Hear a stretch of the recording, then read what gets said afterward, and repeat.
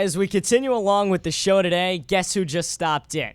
Scott Braun, one of the youngest professional baseball announcers. Scott, how you doing? I'm great. You know, I was just walking by in New Rochelle and saw that there was the advanced camp. No, I'm kidding. But it's Just great to strolling see you down the guys. street. Yeah, just strolling down the street in New Rochelle. Had a day off, but great to see you guys.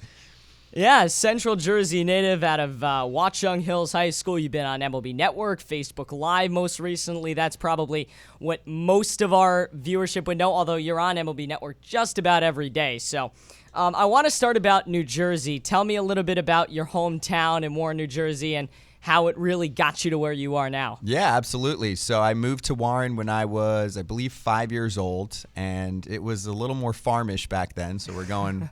We're going, 26 years ago. So, but big sports fan. Yep. And not right away, I guess when I was like 5 or 6. And then all of a sudden, I was always very locked in on one particular goal. So from 5 or 6 until about 10, it was, I'm going to be in the NBA. I'm going to make it. Okay? And nobody could tell me that I wasn't going to make it. As a player? Okay. As a player. And then I hit 10, and it finally, I mean, there were plenty that said, you're not going to make it right. in the NBA. I'm like, sure. High school, great. And they're like, that's probably going to be the end of the road. So by 10, I was realistic and said, I think that's going to do it. I still played, of course, but I said, what's the backup plan? Because I was always like, well, when you get asked the question, what are you going to be when you grow up? I needed to have an answer, and I needed to be able to back up that answer. So then I moved on to broadcasting, and I talked a lot when I was a kid. So, and I loved sports, of course. And I said, who's got the best seat in the house? Especially, for example, when I was younger for a hoops game, obviously you're looking at courtside.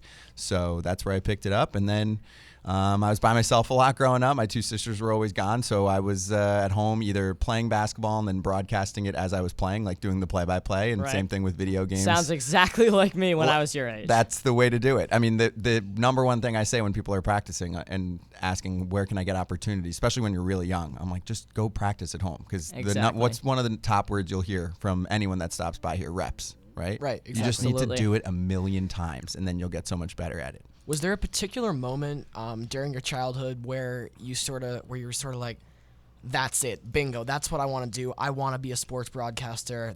Let's start my journey to achieving that goal. I don't know if there's one particular moment I can remember, just because my memories at 10 are just not that clear and distinct. But I think that it developed over time. I think it was one of those cases where I started learning about what sports broadcasting was. And that's also a big thing when you're younger, is when do you realize, when you notice that you want to be in sports broadcasting, that it goes beyond just watching the game as a fan.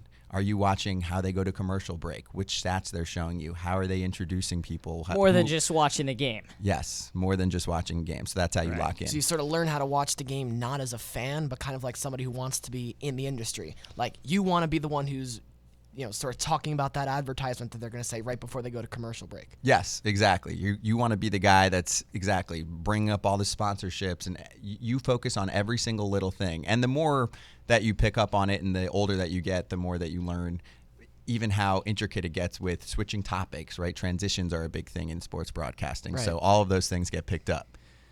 So you go off to Miami. That's where you go to college. I know it's a big thing. Even the other day I was talking with one of my friends from high school, and he said, that's Scott Braun. That's the guy that chose Miami over Syracuse. It's kind of a legendary decision, if you will. No. What went into that decision for you? It was a decision between those two. Yeah. I don't know. I mean, I spoke to a lot of people on the Syracuse side and the Miami side, and I didn't match them up as much as just kind of feel like where the natural fit was. And I guess for me, it was also a little bit of timing. There was like an issue that would never happen usually at a school, where they had like a new dean taking over, and some kid got in trouble, and so they took away one of the sports shows for a little. This was happening in Syracuse, and never has happened since, and that could happen at any school. But timing wise, you're just like, oh, well, what if that happens to me, and I'm working with some kid who says something silly on the air, and then they stop the show. I'm like, I'm only there for 4 years, so I can't have that happen. I'm like, what if it doesn't come back? So little things like that, you're like, you just get a feel.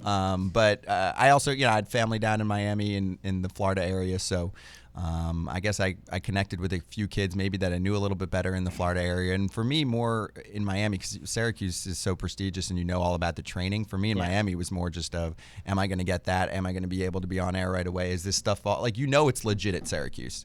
At Miami, you're trying to find out, is it legit here too? And they're like, yeah, this is a hidden gem. And also, I guess they said, you love all the pro teams and everything, so you can kind of go that route too. And so that was part of the decision-making process. Let's talk about summers. And they certainly were fun for you because you got to go off to Cape Cod, Massachusetts, one of the original Chatham Anglers broadcasters. What a legendary program they've built over there. Why don't we talk a little bit about that? What was the summer like for you going to not only getting to broadcast one of the great baseball leagues, summer baseball leagues, but also getting to be a part of Cape Cod? Yes, and summers, I will say, because obviously in our field, any experience that you can grab before you get out of college is crucial. So as soon as I could find any experience, I did the summer camp thing when I was a kid doing sports, and then I believe it was going into junior year of high school is when I started to find jobs. So actually, even backtracking, going before Cape Cod League was independent league, the Atlantic League, Somerset Patriots, and I'm an on-field host there. So I'm like, I just want to speak in front of people and see what happens, right? So I try out for that job, I get that job, and I work that over the summertime. And that's like your first actual paid job that you have a responsibility to be there, and you have a responsibility to say things in front of a bunch of fans. And obviously it's not exactly what you want to do. It's not like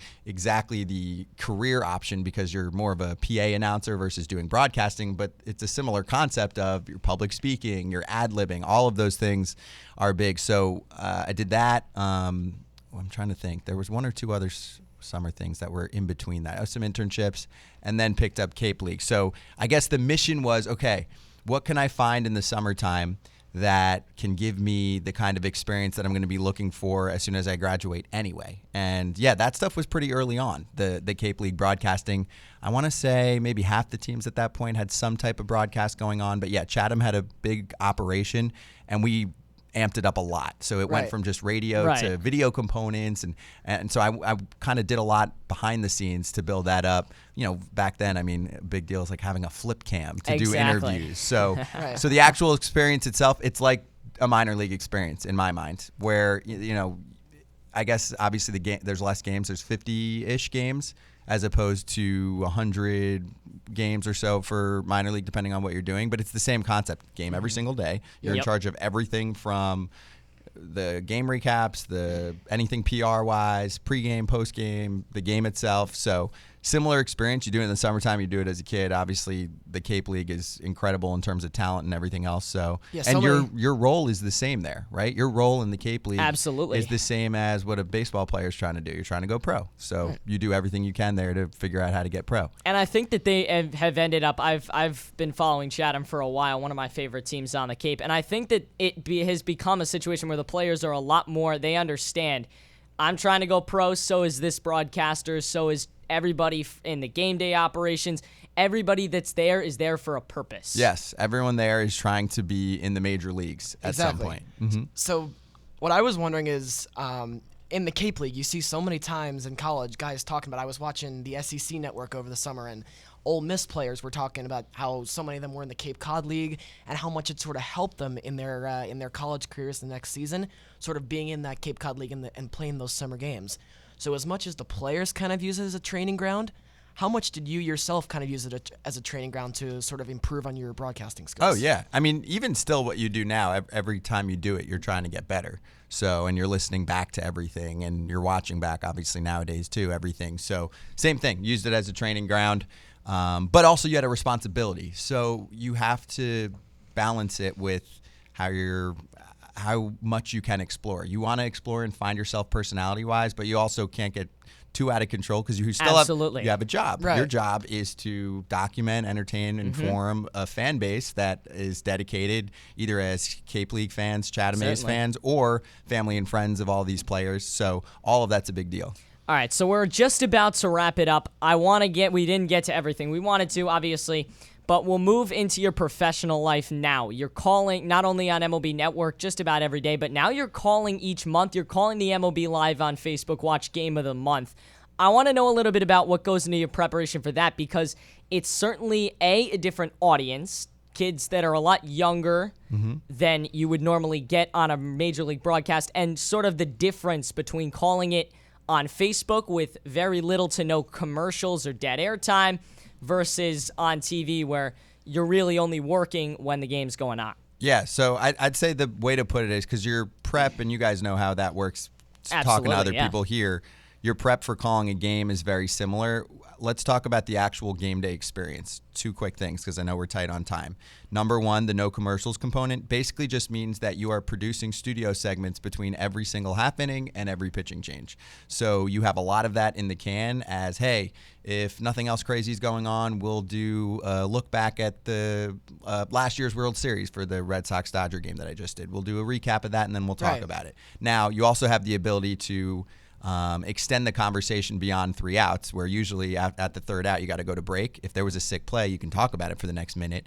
And then the biggest difference is the amount of screens you're looking at. So I'm looking at an extra few screens during the game. As there's program, there's the ISO monitor. I'm also looking at my phone pretty frequently because there's a group that's putting the comments together for our social media team, especially for questions, when we call for questions for the in-game interviews that we do. And then I'm also looking at the live feed too on my own. So there's a group that's kind of helping to find and curate the best stuff, but then you're also looking at it live in case there's some really great comment that pops up that's so relevant to your conversation right now. So it's screen overload. You're looking at a ton of screens, but that's the biggest difference. It sounds like the sort of ultimate kind of multitasking challenge, if you will. Yes, yes. Ultimate, you could say. Yeah, low attention span, multitasking, all that, which I love because I like to focus on 60 things at a time. Right. Has it been a lot different now that you have to work with different, I mean, they bring in a different analyst for each game that you do. Has it been a lot different going to working with different analysts as opposed to just one? Yeah, and I'm used to that because I work with a bunch of different analysts anyway, so I'm used to working with a bunch of different analysts at MLB Network. All right, Scott. Well, thank you so much. You have no idea thanks so much. You have no idea how much we appreciate you taking time out of your day and coming in and hopping on the show. Yeah, you got it, guys. It was fun. So this has been Scott Braun. We're gonna wrap this up. Send it to commercial break. Back after this.